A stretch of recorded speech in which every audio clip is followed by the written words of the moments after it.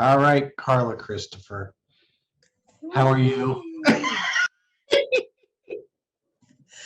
Amazing. Amazing. I'm feeling my creative, spiritual, musical vibes. Well, My that's good. brother. I'm That's feeling good. them.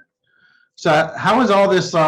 Your life has changed muchly since you were our York savior of all things cultural and dignity and spirituality and music and poetry. And so, how are you doing these days?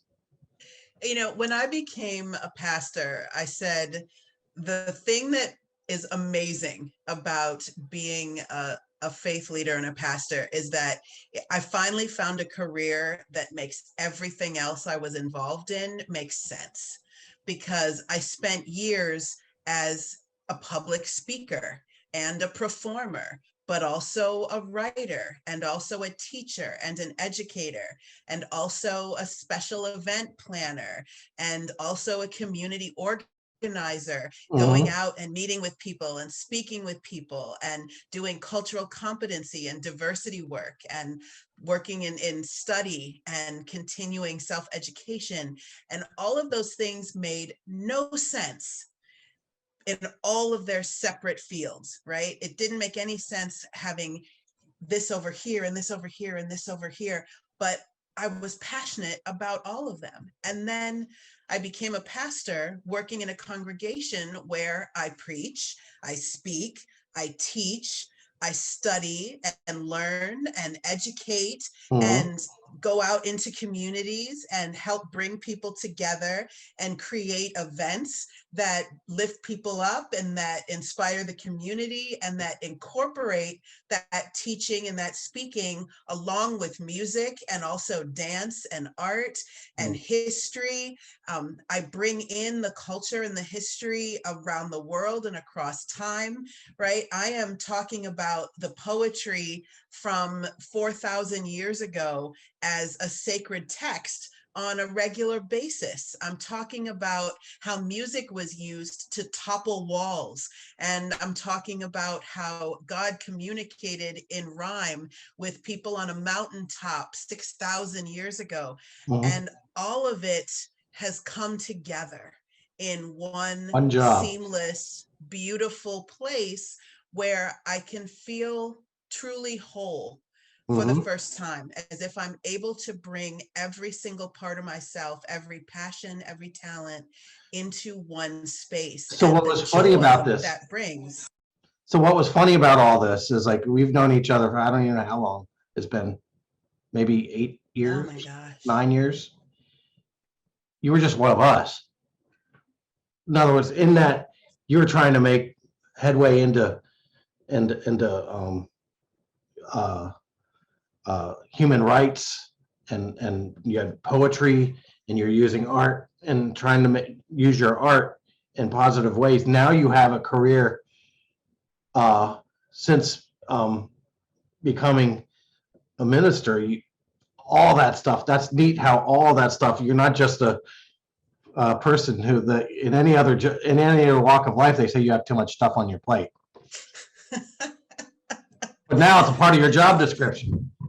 Exactly. Other duties as assigned has really expanded. But, Yeah. I've been so blessed that my technical job right now is that I am a redevelopment pastor for Mm-hmm. the ELCA, which is the more progressive branch of the Lutheran Church. Mm-hmm. So I specifically go into spaces that need redevelopment, that need vitality and a spirit of renewal. So my creativity, my unconventional way of looking at things through eyes that view a state of possibility, right? I Mm-hmm. look at things that are not yet there Yeah, yeah. and then find a way to bring them into being. I have to look at the world through this lens of how do I see the things that don't yet exist? Well, that's what And an I don't artist know, does. right? I don't That know is anyone who artist. does that That is a besides artists. yeah. That's absolutely the way our brains think. Yeah. So so going back to your childhood and music and all how all this stuff started out. What are your earliest memories? I remember sitting on a beach made of pebbles in the Bay Area, watching my father play a flute. And he was an amazing jazz musician. And my mom was an art gallery owner, right? But it turned out that this art gallery owner didn't want anything to do with a shady jazz musician. Yeah, And the shady this jazz musician, musician, yes, whatever. right?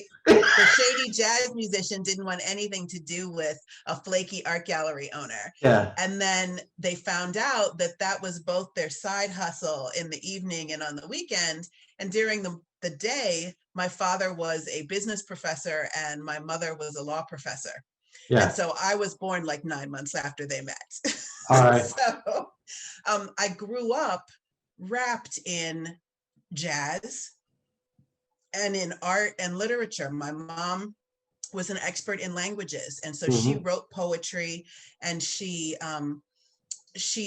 spoke 5 or 6 different languages, and so she was constantly surrounding me with the sound of music and poetry, not just in English but in French and in Hebrew and in German and Italian. And my father was his favorite instrument was the vibraphone, All so right. not your most conventional Mhm. music. So for him, playing the vibraphone and listening to the music and partnering with people to make music was about finding really unconventional sources of that music. Yeah, And he was one of those guys that played anything that made rhythm, yeah, right? yeah. So he loved melodic rhythm. So he played the vibraphone, the xylophone, the flute, the saxophone. Mhm. Um, so Rhythm is center. that's right. Being surrounded by Yeah. music and poetry coming together was the core of my upbringing. And so I was really steeped in the music of their childhoods. And they were a little bit older when they had me. So, Mhm. I was born in 78, but I grew up on the music of the 40s, lots of swing music, and then Mhm. lots of ragtime, and then lots of jazz from the 50s and 60s, the real freestyle jam session, Yeah. creative, intuitive music. Mhm. And then that joined with religious music when I became a little bit older, because my mom, after my parents split, those jazz musicians, how they'll do. And so I Whatever. grew up with my I grew up with my mom, who became very involved in the church, and I started singing in choirs and dancing from the time I was about 5 years old. And so for me, the way that I encountered God, the way that I was able to get out of my analytical little brain and connect to the immensity of the universe, to connect with other people and feel part of something bigger than myself, was singing in a group. And to this day, I don't love making music alone. Same I here. love I I was. love the resonance of I'm partnership. not a solo act. That's right. It's That's right. communication. It's communication and vibing. That's right. The Yep. the magic that happens, the alchemy of different instruments, different voices, coming together and creating something bigger than the sum of our parts, and how we can blend and harmonize. There's like a vibration that you can feel. And that's so biblical, right? The Mhm. call to battle and the call to worship Yeah. in Jewish culture was the shofar, which was a deeply resonant horn instrument that could be heard for miles. And the fact that both this call to battle, but also this call to celebration, and then also this call to prayer, were all the same thing, right? What can be heard when nothing else can? What brings people together and summons them to Mhm. action? Since the earliest days of our recorded knowledge, it's been we respond when we hear the music. Yes. We know that the music says come, and it makes us come together from our scattered places. And so for me, that spirituality of the stories in the Bible that I was reading about the power of music and the beauty of the poetry in the Psalms and Song of Solomon and the book of Isaiah, those were the verses that I could memorize. Those were the images that formed my faith as a young child, Mhm. and reinforced the poetry as a language of the angels. All right. And so as I continued through high school and after college, I went to Europe and sang my way through every backwater town in Western Europe as a member of chamber ensembles. There was a real appreciation among common people for classical and In harmonic Europe, there's an music. appreciation for everything that we take for granted. Yes. We take for Yes. granted. We don't care as much in America about the stuff that is ours. And it was amazing in Europe because it was common people, right? Like Mhm. I've never had interest in just making art for those that could afford the very best in life, right? I Yes. wanted people with real experience. I Mhm. wanted to connect with people that were grounded in their local spaces. And when I was able to travel around Europe and you know, I mean, I'm really talking about like backwater swamps in Germany and you know, tiny little towns in the Netherlands. And then when I was, you know, in my 30s, I was now doing more community-based activism. Mhm. And so I was visiting like countries recovering from war. You know, I was in Albania, I was in Kosovo, I was in Mesopotamia.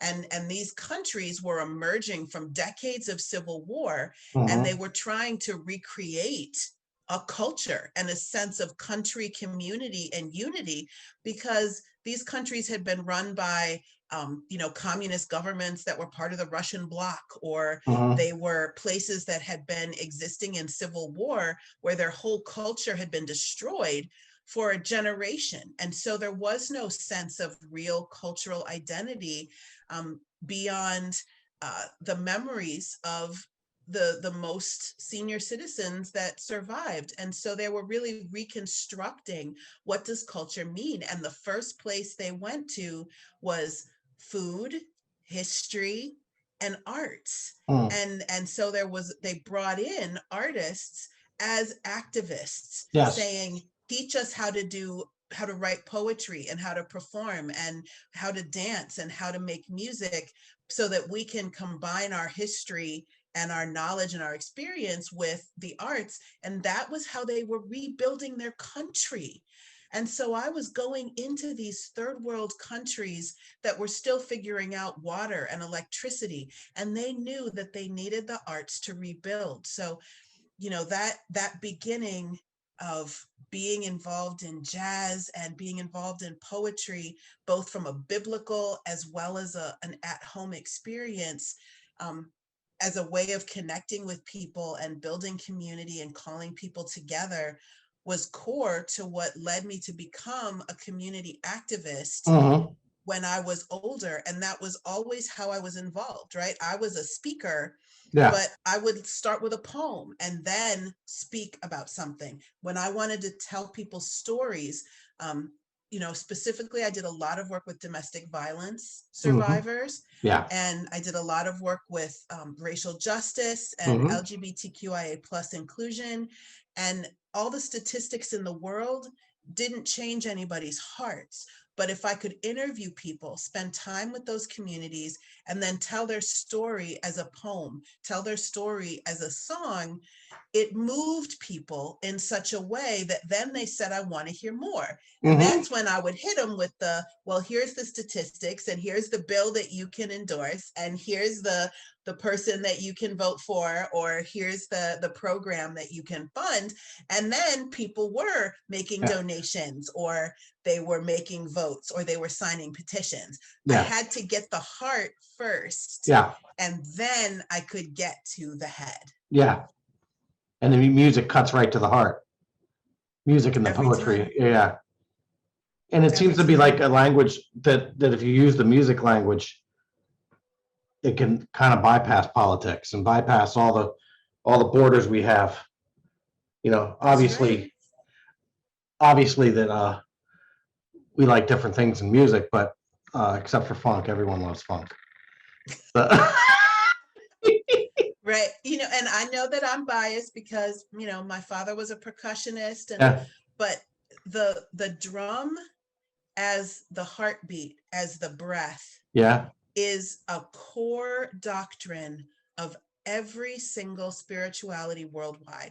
When you look at Yoruba is the oldest religion that is still practiced in the same way, right? mm-hmm. It's a Central African tribal religion, and absolutely centers on drum beats, which bring up the spirits and invoke divine possession, And which it also brings brings us together dancing. on in the one. That's We are right. all one. Boom pop. Yes.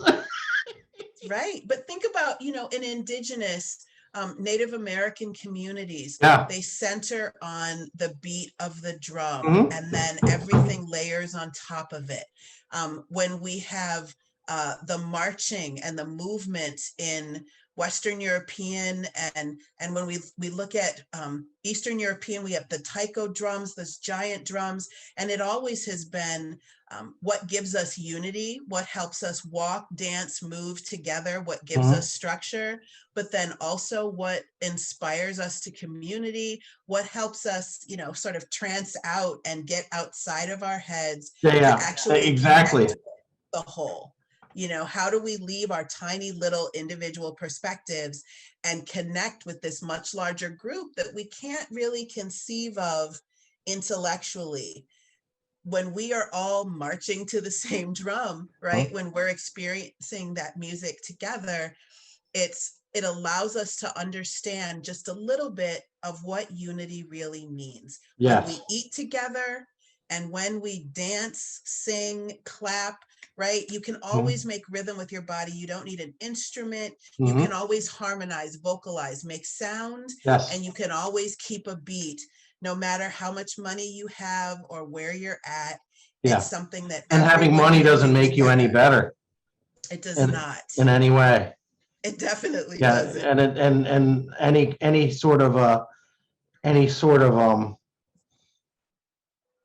race superiority doesn't really exist in that world. No. My heroes came from all different kinds of places, but I think some of that is like some of my beliefs also is like my heroes, a lot of them were colored from, you know, and it's like how can you not vibe with, in other words, how can you think that you're superior to the people that are your heroes? And it's like the culture that uplifted them and how they grew up. Yeah. Yeah. When So when I think about the people that really inspired me, I remember seeing Maya Angelou speak once, and I was blown away because her words are very simple and direct. She speaks in a lot of colloquial language, mhm. and she shares very just earthy, accessible, personal stories. And she said, well, you know, I read a lot of the ancient Greek epic poems and a lot of the classic Shakespearean plays because they gave me a sense of rhythm and meter. They gave me a sense of storytelling in ways that people can actually remember and Mhm. that they can memorize and that they can repeat. And that if you put that sense of musicality into your spoken words, The phrasing it and creates, right, it creates that trigger for the brain to retain that information because mhm. our brains crave rhythm. It's Yeah, how we memorize things, it's order. how we learn. And so I was astonished that for Maya Angelou, what translated into this beautiful, you know, phenomenal woman, playful, accessible language was just that was her vernacular version of the Oh, Iliad and the Odyssey. all right. Right? She That's was wonderful. pulling the Yeah, same and that's what. Yeah, fundamentals. and that's what Yeah, that's what we do as musicians too. It's like a lot of people don't think of me as a jazz musician, but I'm absolutely thinking in those and organizing and seeing the world through those terms.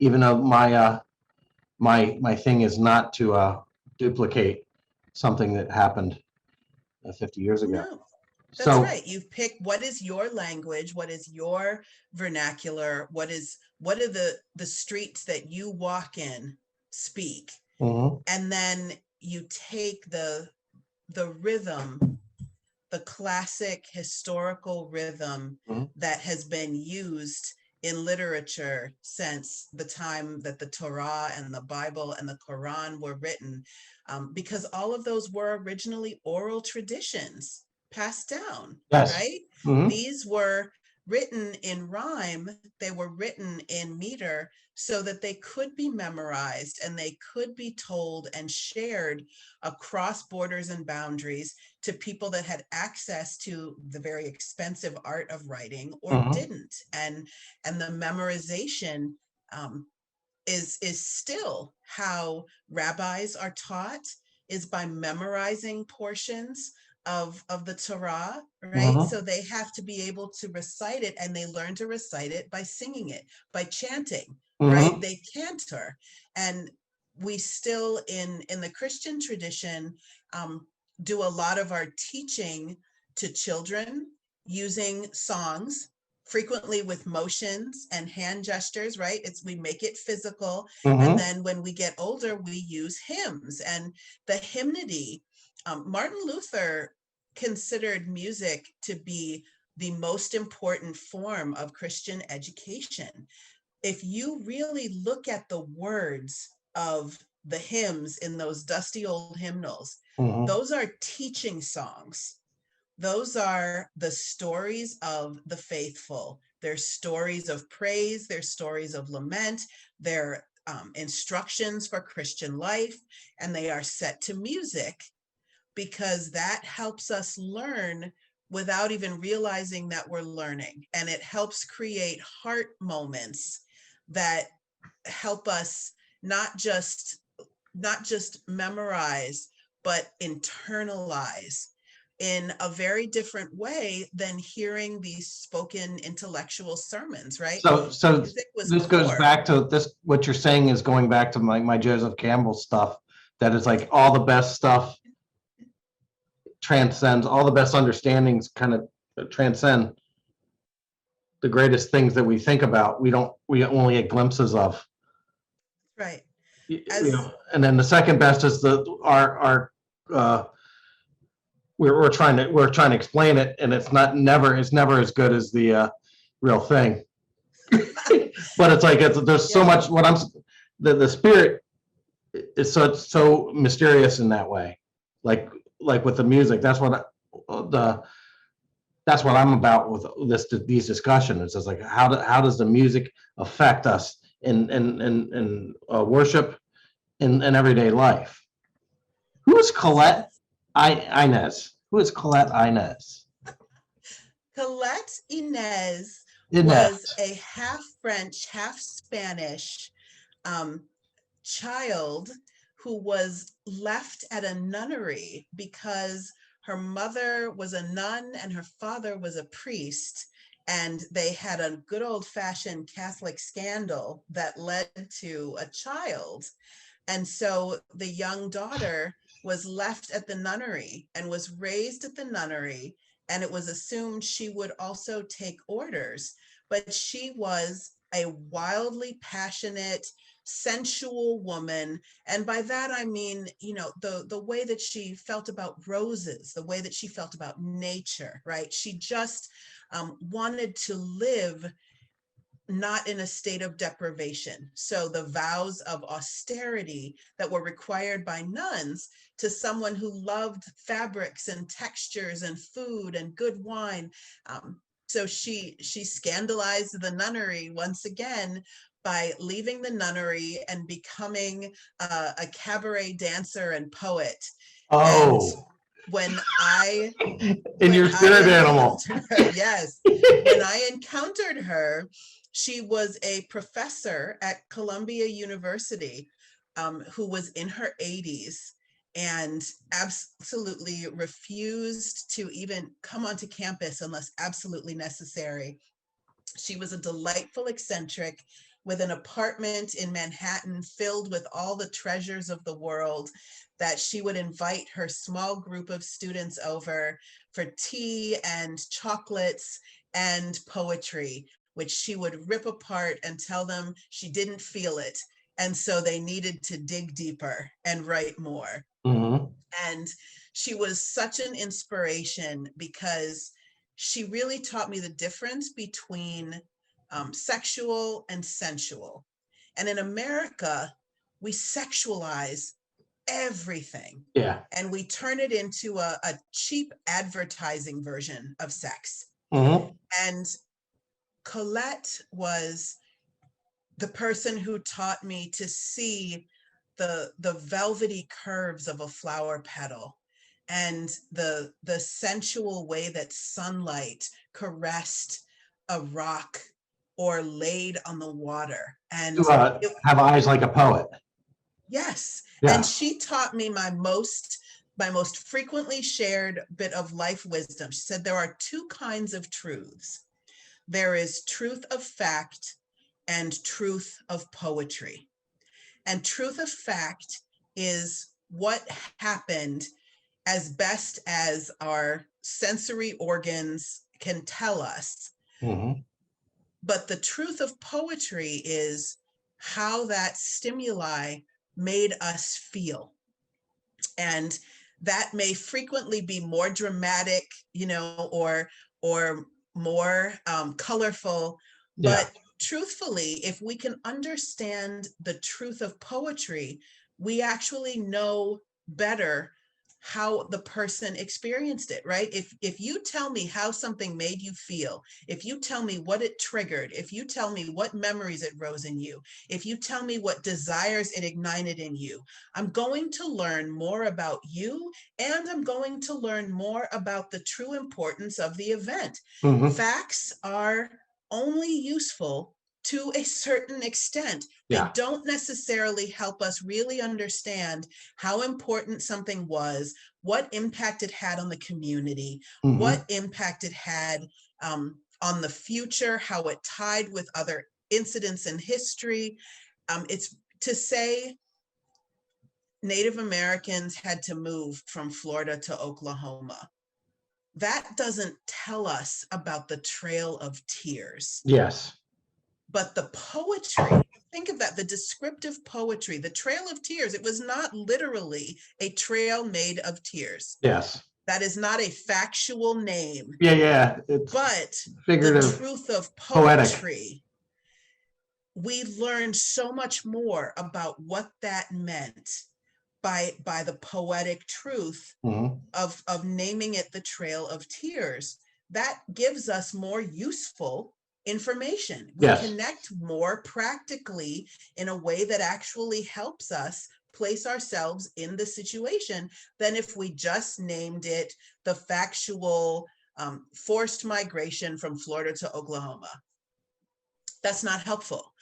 So the truth of poetry became the way that I looked at the world without shame or judging myself for it. I stopped prizing literal language Yes. and specific fact, and I started prizing, how did it make you feel? What's the emotional reality and the emotional truth? Yeah. And that is how I've been able to pastor and counsel, to connect with people, to interview, and to be able to gather the stories. When Mm-hmm. people know that I'm listening for how something made them feel, Mm-hmm. as opposed to, well, what technically happened, they share with me in an entirely different way.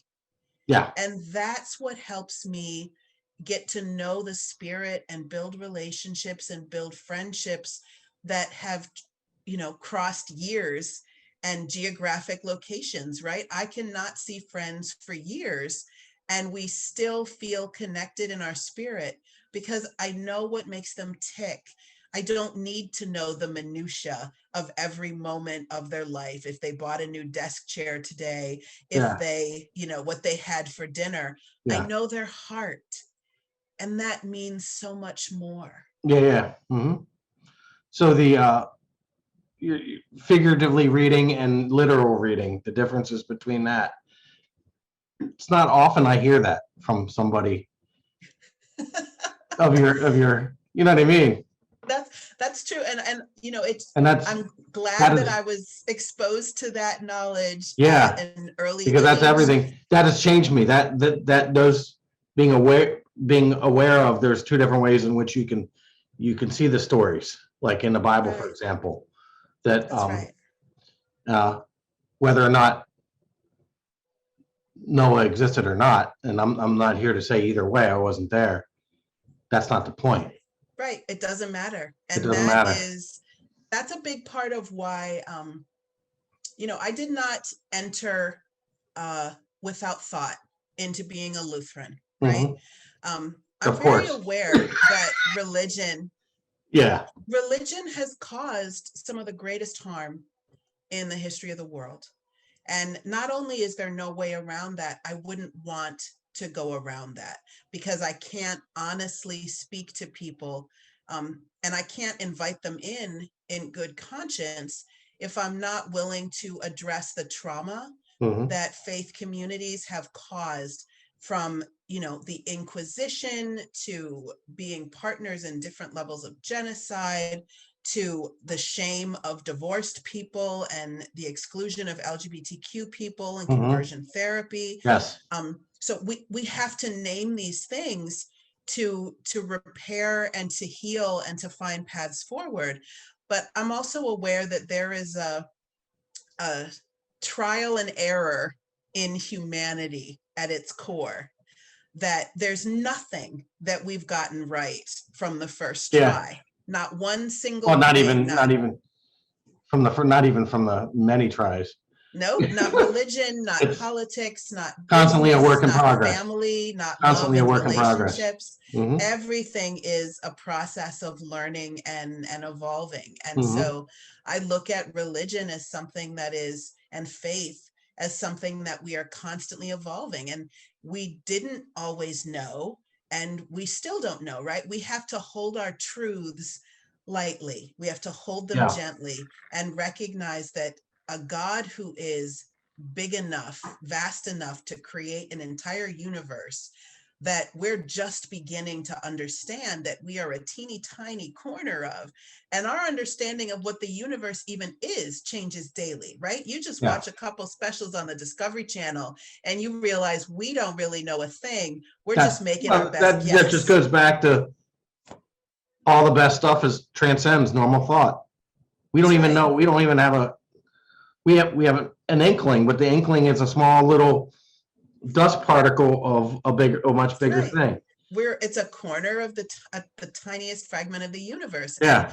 And that is And how, that's true with your spirit, the spirituality aspect. right. That's Yeah. how Lutherans have a wonderful way of looking at the Bible. As Luther's quote is that the Bible is the cradle that holds Christ.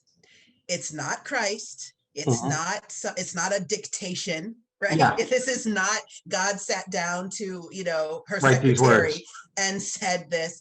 It is that if you are diving into it, it can hold spiritual revelation for you.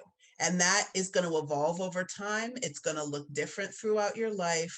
There is something sacred and holy in this text, but it is something that is living and moves and breathes, and that you are going to have to find and dive into for yourself. And whether each individual word and translation is exactly what happened, or whether or not there's a literary device, there's Mhm. rhythm and meters, there's acrostics hidden inside, if you're reading things in the original Hebrew, especially in the Old Testament portion, right? There's a million things that are contained in the texts that can help you understand more about the nature of God.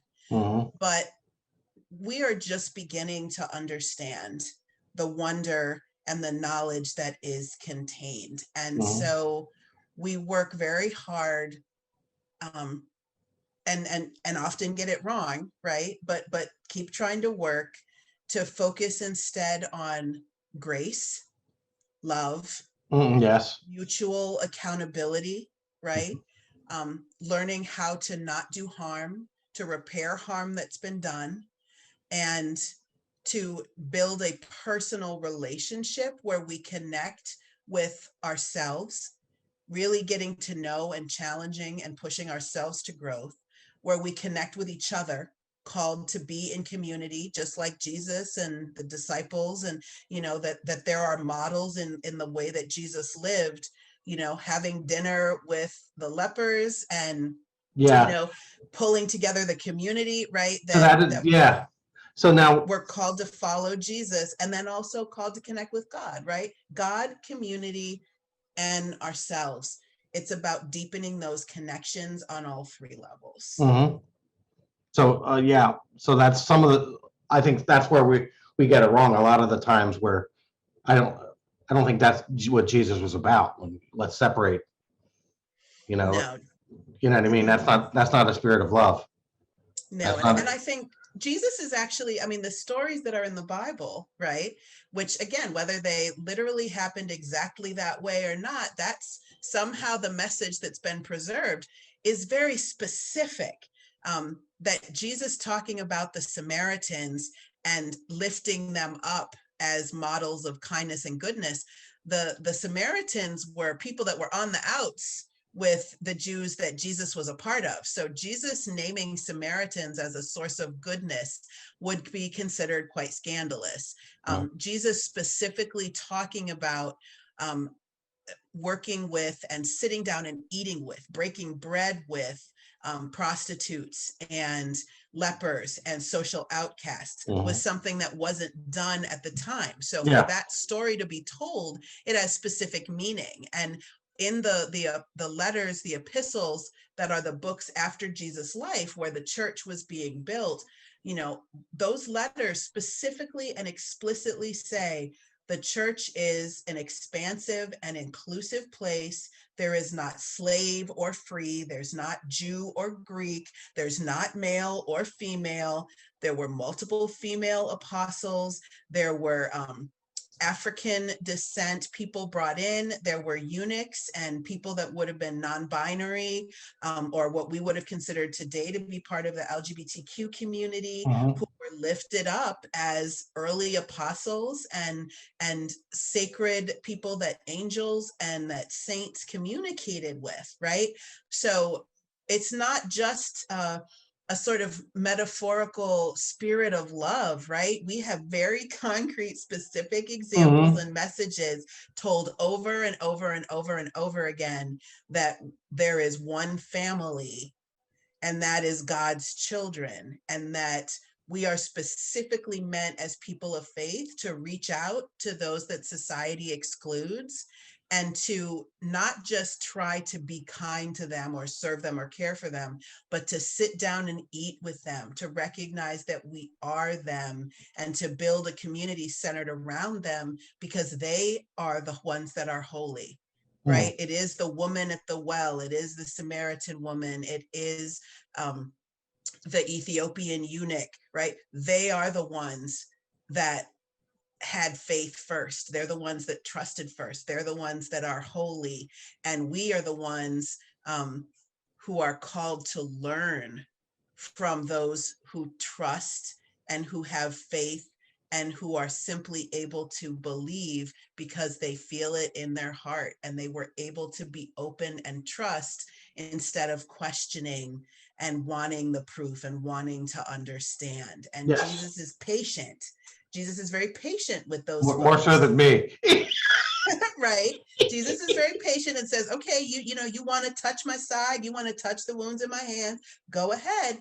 But also know that the women who were there, who trusted and believed from the first, they're the ones that are going to be given the gift of truly carrying my good news.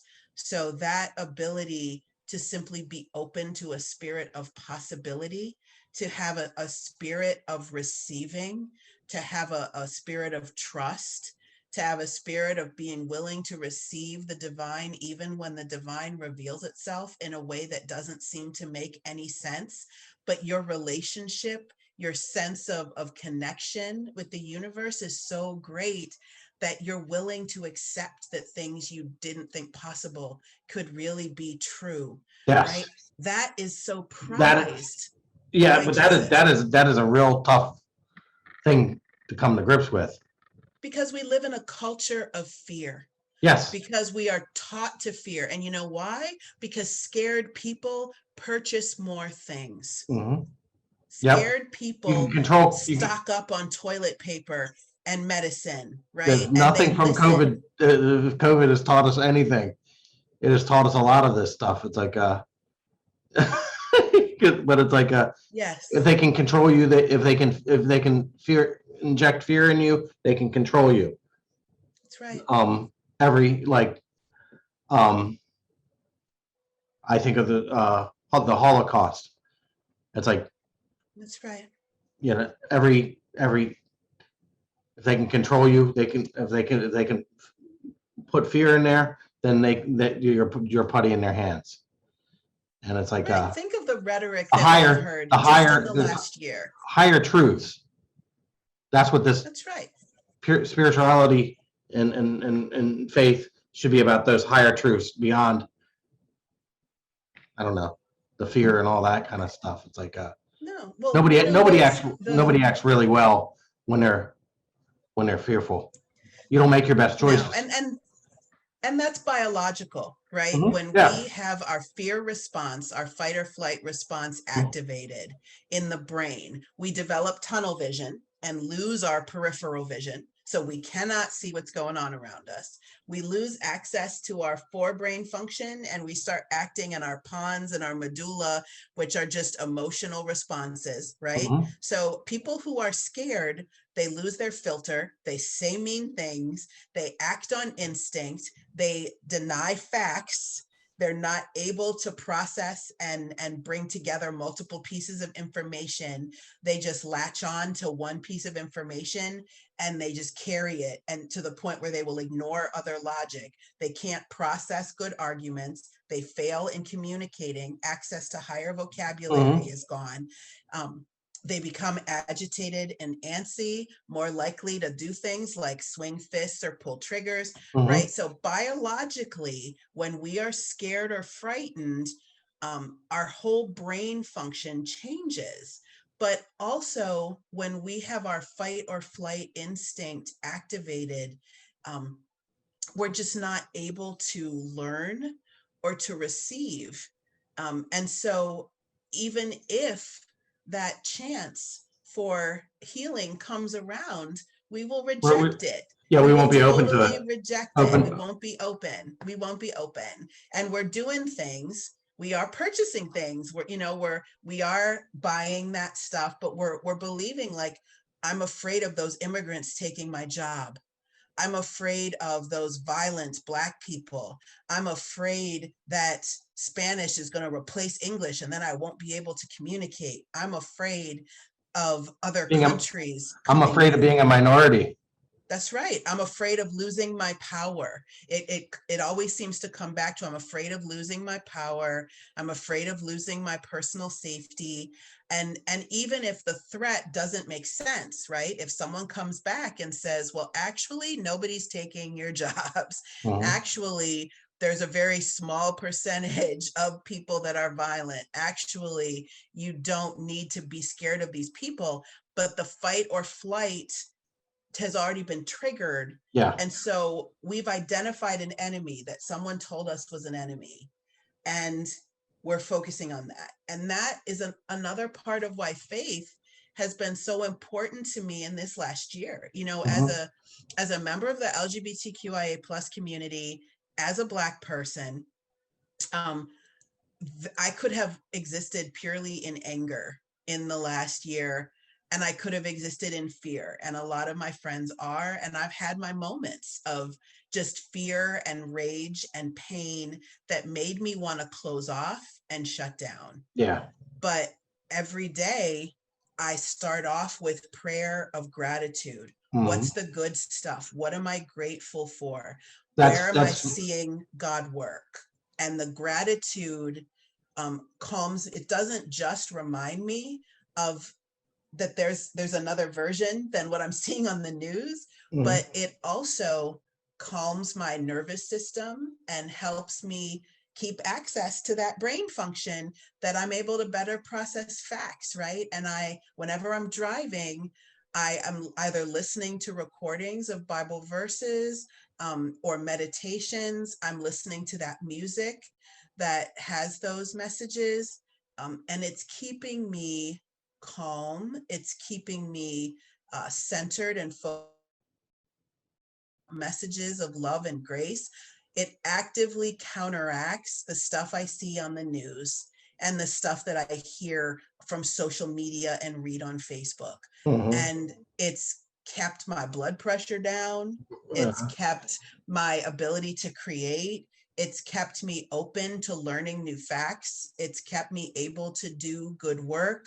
My spirituality, it heals me, it restores me, it keeps me appreciative of the beauty of nature. And, I was able to enjoy last night's full moon, and I was able to enjoy the blossoming on the trees this spring. I needed my spiritual side to help me be able to still appreciate the See goodness past the present in darkness. daily life. You see past the darkness. Yeah. Yeah. Yeah. I think gratitude should be, I don't know, central to that changes everything. Yep. What are you thankful for? That's right. Yep.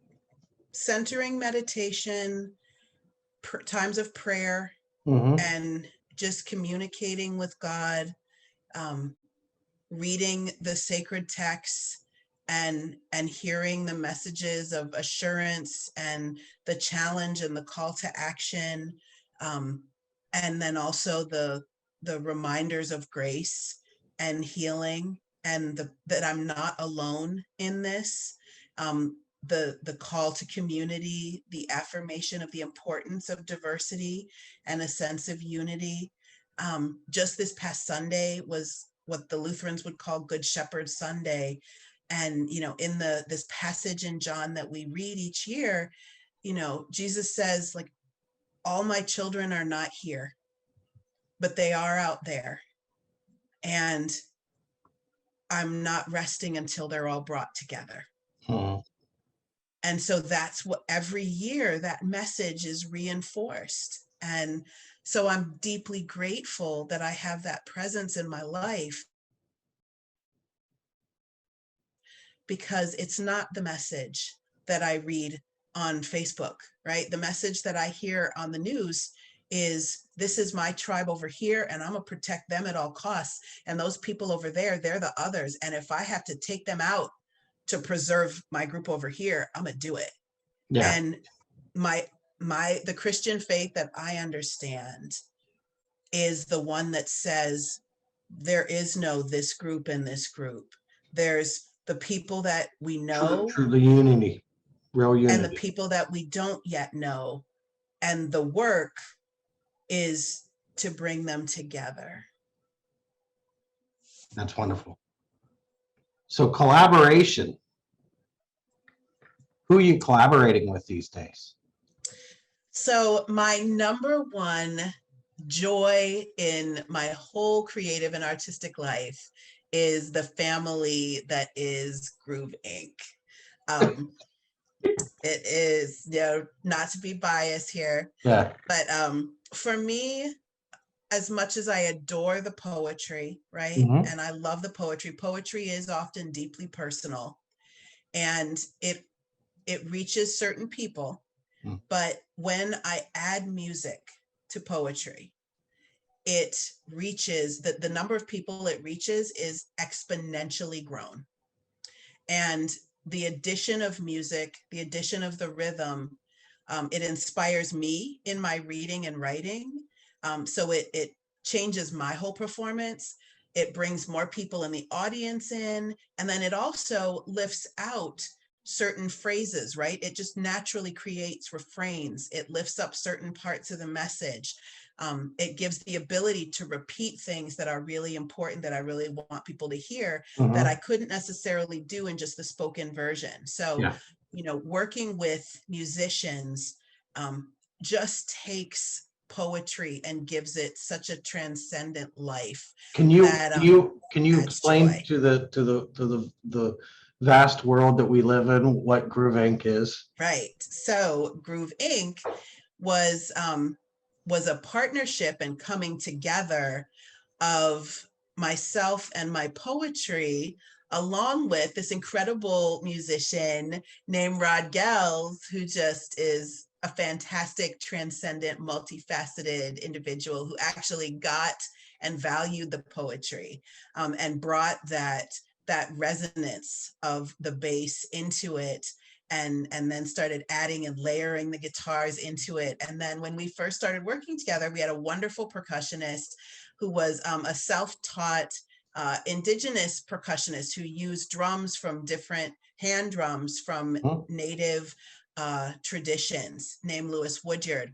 And as Lewis is traveling the world, lots of other voices have come in and partnered with us to create that percussion that really grounds and centers the poetry. And so Groove Inc. is really a combination of the improvisational style of funk music and some jazz rhythms and tribal rhythms, Yeah. with the poetry. So it's very much about the percussion and rhythm and the refrain and repetition that anchor teaching music, and teaching rhythms that make you want to dance and that make you want to remember what you're hearing, and then combining that with justice oriented and positive and inspiring poetry. And so that has been the project that I love. And Yeah. I have worked with lots of different collaborations. I've worked with several poets, so myself and a great spoken word artist who's also a heavy metal musician named Dustin Nispel, Yeah. and a former spoken word artist who's also a writer named Christine Lincoln. We performed together as poetic voices, Okay. and frequently had a drummer that was with us. And I've partnered with wonderful local musicians like Soji Otielu and Jasper the Tourist, and created hybrid poem and music So what have you songs. done with Jazz Vespers? So, and one of the musicians that I love to partner with is a percussionist named Jeff Stabley, who is a percussion instructor at York College. And every year he gathers jazz musicians together to pay homage to the Reverend Dr. Martin Luther King. And so each year I look at what's going on in the headlines and where are we finding a need for one of Dr. King's messages. And I create a poem out of or inspired by the words of the Reverend Dr. Martin Luther King. And then I take this poem and I give it to Jeff Stabley, who's also a composer as well as a percussionist. And Yes. he creates a jazz piece with scored music for 20 musicians who turn it into a hybrid jazz musical piece with poetry and the spoken word woven through it. And so at this point, we've created 10 or 12 different pieces together that all start off with my poetry, but are now fully scored jazz pieces. And the most amazing thing when we talk about, rhythm as a teaching thing, and the fact that the Bible itself and the Torah and the Quran have a lot of rhythm hidden in them. When I started working with Dr. King's sermons, I realized how many of them actually have rhyme worked in them. Yeah. have a natural sense of meter. Or yeah, They yeah, yeah, are yeah. song lyrics. His sermons are naturally deeply lyrical and work like song lyrics when you just change how they're written out. And I'm like, well, all this time I wondered, why is he such a dynamic preacher that people really resonated with his sermons and that people found him so accessible and were so moved by him? And it's because the man was a poet musician, and it was just Does he have it? Does he masquerading have as a any sermon. musical background? You know, not that I've ever been able to find, but He's the surrounded by music. historically Black churches Yeah. used music in an entirely different way than a lot of the traditional white denominations Hmm. that focused more on the intellectual, the reading, the hearing long passages read from sacred texts. Yeah. Much more in historically Black churches was that work done using music and using the process of lining, which is where a leader, a cantor or a worship leader would sing a line and then the church responds back. Yeah. And that a lot of that came out of economy, right? Because the churches that descended from slave churches didn't have the same funding, and Yeah. they didn't have the same access to schooling and studying that white churches did. And so they developed a reliance on the ancient tribal styles of learning using memorization And and call and using response. call and response and spoken words, Hmm. and rhyme and repetition Yeah. to teach and train when you didn't have hymnals for everyone, when you weren't even allowed to teach people to read. The resilient slaves and sharecropper communities post-slavery were not going to let anything keep them from the spirit. Yeah. And that's the tradition that Dr. King came out of. And so you can really hear that So, in his sermons. like the by rote kind of method. That's Is right. it? So, There's a lot of that by rote and memorization, but then there's also the response of, I'm going to give you something new, and you're going to respond in a way that makes sense, or you're just going to repeat it, right?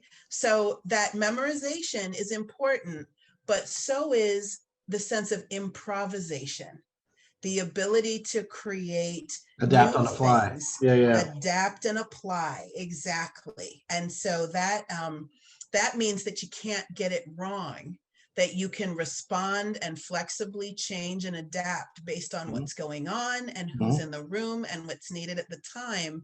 And I think that art of adaptation and accommodation is what helped Dr. King be such a topical speaker.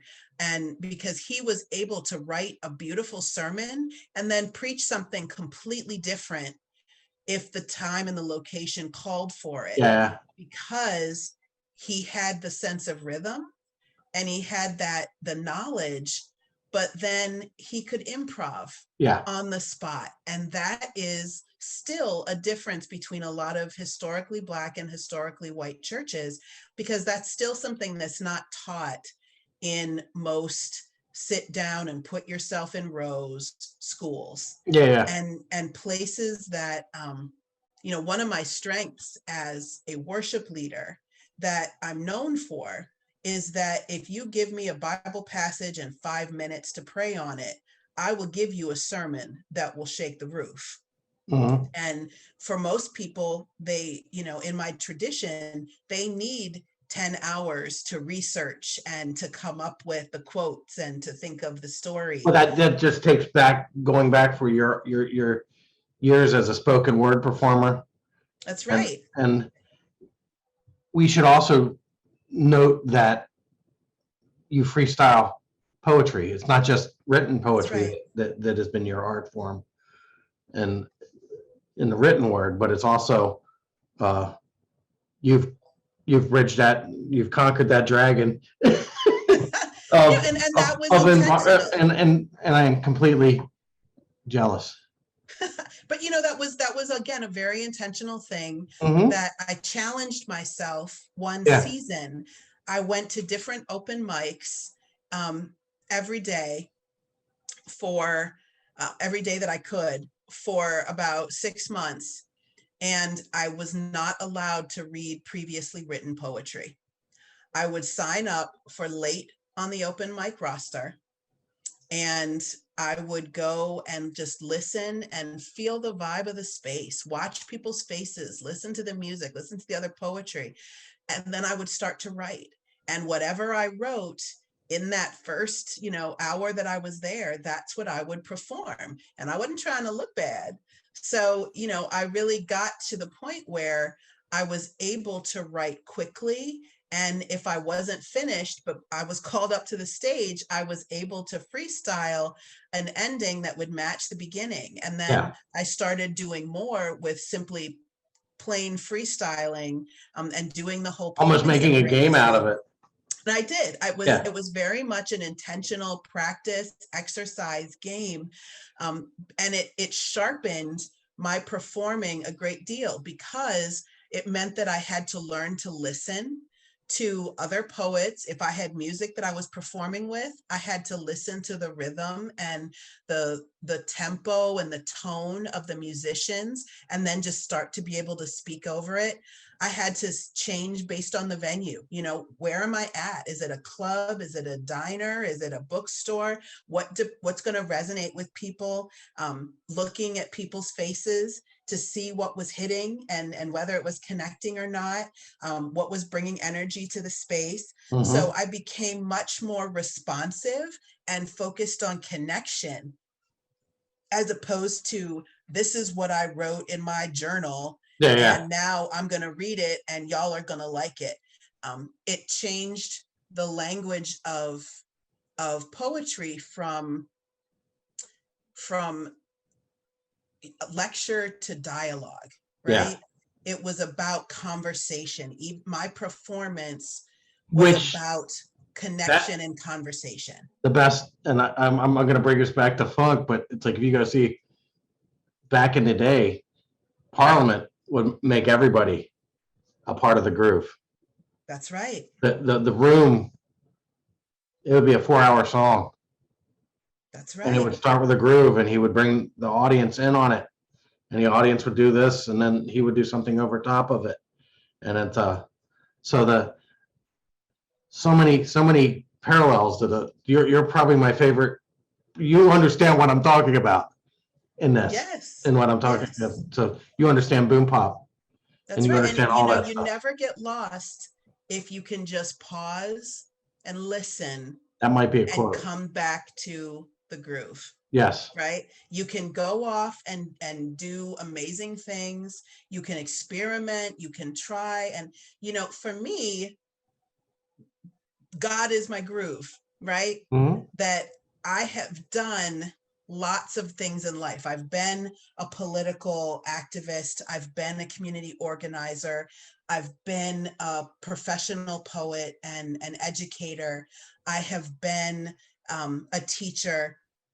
But instead of feeling like, oh my gosh, I'm all over the place, I feel like I'm going wherever God leads me.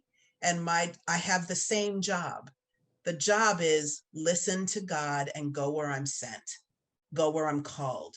Mm-hmm. Otherwise, I would feel all over the place. And when I lose my connection with God, when I'm not spending time in prayer, when I'm not spending time in the scriptures, when I'm not spending time in meditation, when I'm not doing my gratitudes, I do start to feel pulled all over the place by the world. Mm-hmm. And I start to feel stressed and I start to feel anxious.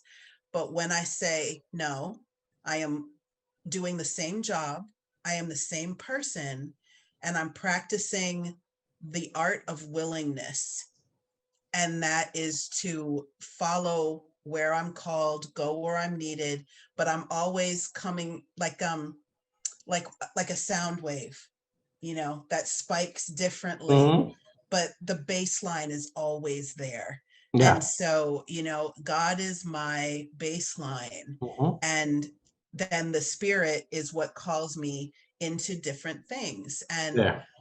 so the way that that particular type of music works, which is why I do love experimental jazz, and I love improvisational poetry, and I Mhm. love funk music. They are the most deeply spiritual, Yeah. inspiring music for me, Mhm.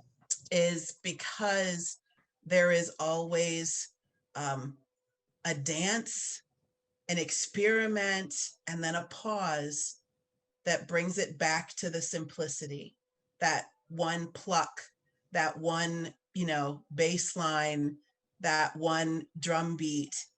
And then you go out again, you're sent forth again. And then you come back, you're healed, you're restored, you give thanks, and then you journey again. And then you come back, you're healed and restored, and you journey again. And it's never okay, I'm done. It's you journey and you return, you journey and you return. And even if the journeys look different, Mhm. they constantly, they're like waves coming from the same ocean. Mhm. We all return to the same essence. And, what could be more spiritual than that? Mhm. We form in different waves, whether those waves are different religions, whether those waves are different songs, whether those waves are different art forms, different bands, Yeah. manifestations of bands. Mhm. The ocean is the same. The source is the same. Yeah. And the reassurance that we always float on that source is what gives me grounding and strength, and expressing that, using music, the most ancient form of praise. When Yeah. Moses liberated the slaves, um, they danced. The first thing they did was stop and sing and shake the tambourine and dance. Mhm. That is how we say thanks. That is how we release tension. Mhm. That is how we connect and solidify as community. We sing together, we dance together, we offer gratitude together, we shout and pray and praise, and we express our purest joy and emotion using the beats we make with our bodies and the music that we sing and play. And there's nothing more ancient or timeless or Essential. religious or essential Yeah. than that. Yes. Bless you. Thank you, Carla. So I'm thanking Carla Christopher because this is the first of many trying to get close to or the spirituality in music. And we should say that she is finishing a book called of Underground Railroad Stories. Yep, that's one of the sections. The book itself is called Slave Catechism, Okay. and it is a collection of 3 segments of poetry. One is stories from the Underground Railroad, which are all the sort of untold tales of those that supported and assisted the journey to freedom. And Mhm. then another section is um, poems from the Black Lives Matter movement. And so how people are creating, supporting, finding new ways forward in contemporary society. And then the third is more of a futuristic journey on love in the Black community. And Okay. what does it look like to find healing from such a history of instability and brokenness, and how Mhm. that plays out in our relationships? And so, how can we use love to heal ourselves Mhm. and find a path forward in our future? So it's really the catechism All right. in the Catholic and Lutheran tradition is what is the core of our faith. It is our essential beliefs that we study to figure out how we're going to live as people of faith. So Mhm. the idea of the slave catechism is what is the core of the Black traditions for those who are the Black Americans, descendants almost entirely of slavery, and how do we create a new culture and a new sense of faith and survival. Because of course, the one that we would have originally been part of it's gone, Yeah. right? We cannot reconstruct or reconnect with a history that no longer exists, that's just Yeah. been taken. And so now we are creating a new thing. And while there is a lot of grief in that, and really recognizing that, there's also a tremendous sense of possibility, to That's- be able to start from scratch. That's kind of, that takes us into the blues. That's The right. blues, you know, the blues, That's it's not right. about, it's not about sadness. It's about finding what is wrong and what is ailing you and overcoming. That's So, right. but anyway, we will talk again because this was too good to not only do once. So, Well, and I'm excited about the rest of the week. so now and the other part of amazing this, the other part of leaders. this is we want to put that to music too. Yes. All right. So look for Groove Inc. in the studio in Yep. This 2021. summer. There'll be blues and funk and jazz and the stories A of little metal, survival and a recreation. little bit of metal in there. No, I'm just. Yes. All right. All right. Bless you. Bless you. Thank you. Mwah. Peace, Love you. friends. I love you.